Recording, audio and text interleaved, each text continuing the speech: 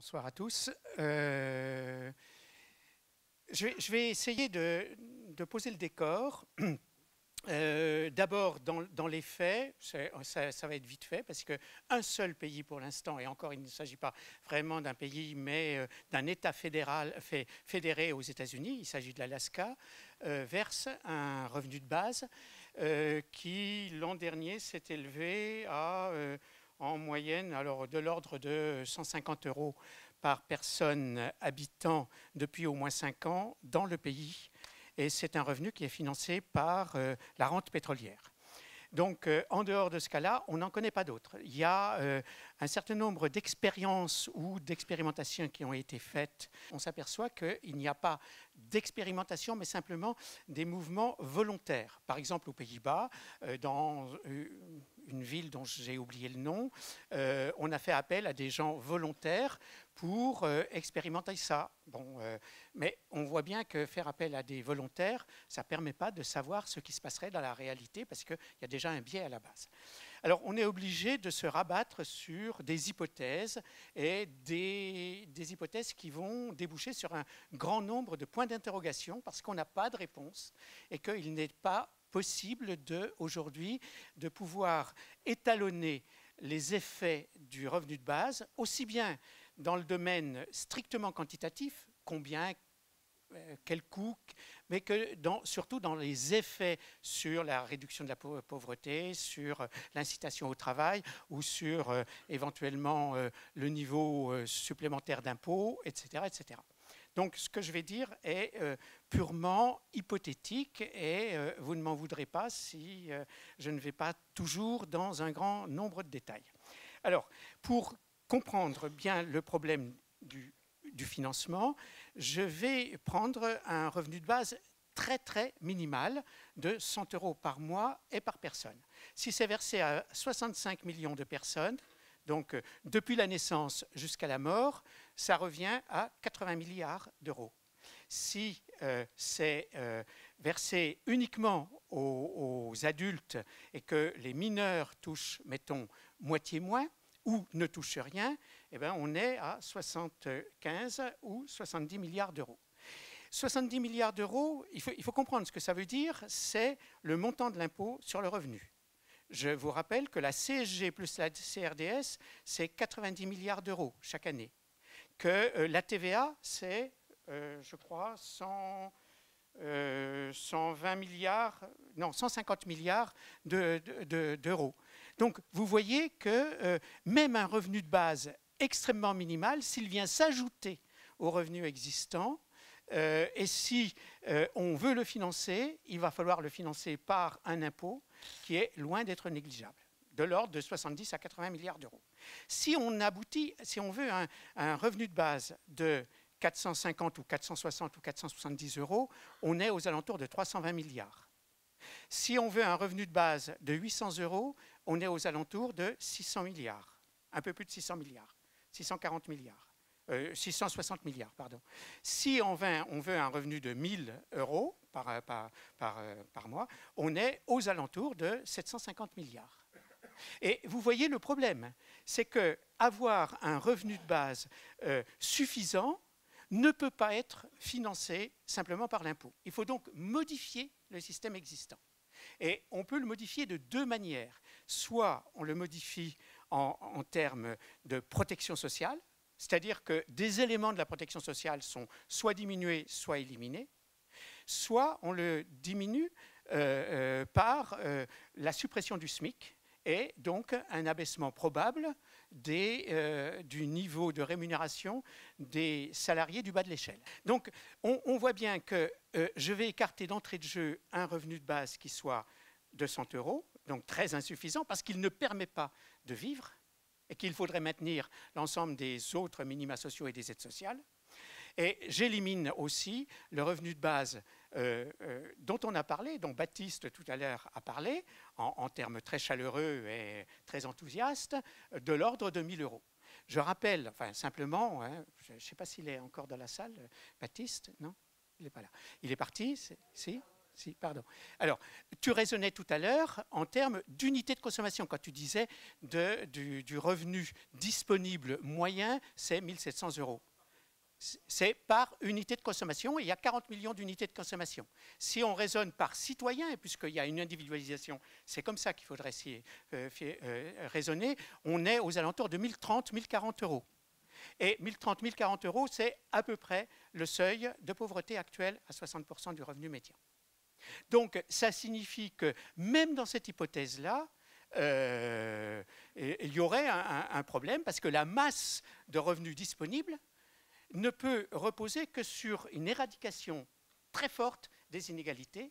Et à ce moment-là, si tout le monde on veut que tout le monde touche 1 000 €, y compris les enfants de la naissance à la mort, forcément, ça signifie que tous les revenus passent sous la fourche codine, tous les revenus d'activité, de remplacement, etc., passent sous la fourche codine et sont remplacés quasi intégralement par le revenu d'existence, ou le revenu de base, ou le revenu universel.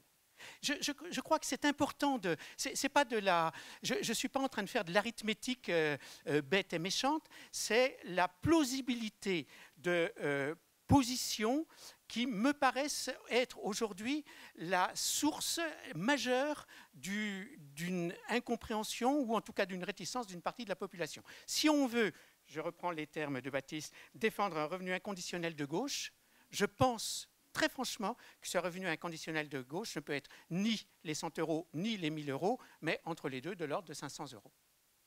Et dans ce cas-là, même dans ce cas-là, il faudrait supprimer les minima sociaux. L'ensemble des minima sociaux et de l'aide sociale en France, c'est 30 milliards. Alors que les 500 € par personne, si c'est tout le monde qui les touche de la naissance à la mort, c'est de l'ordre de 320 milliards, même plus que ça, 350 milliards.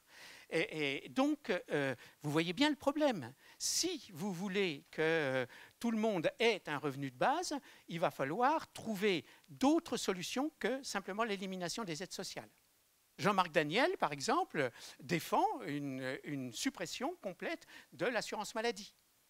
Or, l'assurance maladie est un élément essentiel de la protection sociale, non pas seulement sur la santé publique et sur l'universalité des droits, mais aussi parce que les assurances sociales, au moins, étant fonction non pas de la morbidité des gens, mais de leurs revenus, il y a de ce fait une redistribution qui s'effectue grâce à elles. Et donc, en revenir à un système assurantiel privé, à la Jean-Marc Daniel, mais c'était vrai aussi de beaucoup d'autres, Pascal Salin, bon, enfin bref, Jacques Marseille, etc.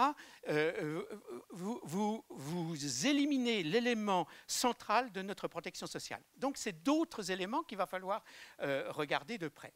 Et le seul projet qui me paraît aujourd'hui, alors je ne vais pas m'en faire l'avocat parce que j'ai des critiques aussi, mais qui me paraît aujourd'hui susceptible de passer la rampe de la faisabilité, c'est le projet Libère.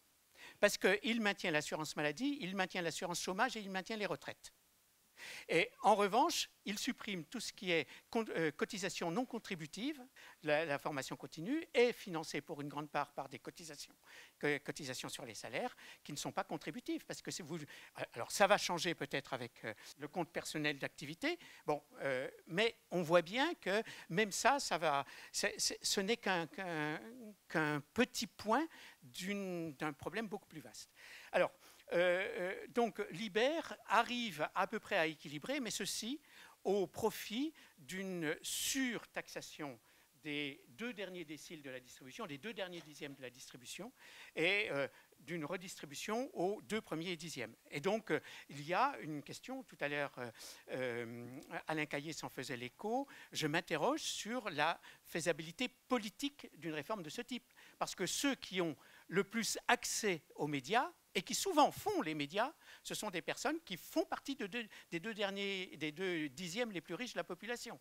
Et donc qui risquent d'être les plus hostiles à une possibilité de ce type. Donc je m'interroge sur cette capacité de la société française actuelle telle qu'elle fonctionne à accepter des redistributions des 2 derniers dixièmes de la distribution au profit des 3 ou 4 premiers dixièmes, et plus particulièrement du premier dixième. Voilà, donc le Liber me paraît intéressant. Néanmoins, j'ai des critiques parce qu'il ne permet pas, Marc de Basquiat, semble-t-il, a changé d'avis suite à une très longue discussion qu'on a eue ensemble. Il n'était pas favorable à un impôt progressif. Donc son système était une individualisation, mais avec une retenue sur tous les revenus autres que le revenu de base, de l'ordre de 37,5%. Il était au départ à 36% et puis 37,5%. Ce qui signifie que en dehors du premier dixième où une partie de la population, ceux qui n'ont pas d'enfants à charge et qui sont au RSA et qui vivent seuls, les personnes isolées qui vivent seules au RSA, leur sort ne changera pas. Les autres seront plus ou moins gagnants ou plus ou moins perdants. Et les gros perdants, c'est dans les 2 derniers dixièmes où pratiquement tout le monde sera perdant. Bon, donc, est-ce que c'est raisonnable? C'est un truc possible. La deuxième critique que je ferai, donc, alors, Marc de Basquiat a donc un peu changé son fusil d'épaule en acceptant une progressivité de l'impôt. C'est la dernière version, dans le numéro 71 de l'économie politique, il expose ça. Il me semble qu'il y a là une ouverture qui est peut-être une ouverture intéressante. Sauf que c'est un revenu de base insuffisant pour vivre. Dans le pire des cas, les plus pauvres, les personnes isolées actuellement au RSA, ne verront pas leur pouvoir d'achat augmenter, et les plus riches le verront diminuer. Donc, il y a un problème politique. Bon. J'ai tendance à penser, et c'est là, si le but de l'opération, c'est simplement de distribuer aux plus pauvres de l'argent qui était jusqu'à présent capté par les plus riches, de réduire les inégalités, pour reprendre la problématique de Baptiste tout à l'heure, c'est clair que ce n'est pas indispensable de passer par le revenu de base. Nous avons des instruments fiscaux et sociaux qui permettent de le faire, moyennant un certain nombre de simplifications de la protection sociale et notamment de l'aide sociale. C'est le rapport Sirugue dont on a parlé à plusieurs reprises, c'est des choses comme ça. Et il y a, tout à l'heure, Delphine en parlera beaucoup mieux que moi, des propositions qui sont sur la table et qui sont des alternatives, me semble-t-il, pouvant ouvrir éventuellement sur un revenu de base, mais comme il va y avoir de très longues discussions avant que la population soit consultée là-dessus ou que les représentants de la population, ces élus, prennent position, il vaut mieux ne pas retarder les choses et avancer dans ce cas-là. Voilà, j'ai dit l'essentiel de ce que je pensais pouvoir dire. Denis, merci beaucoup.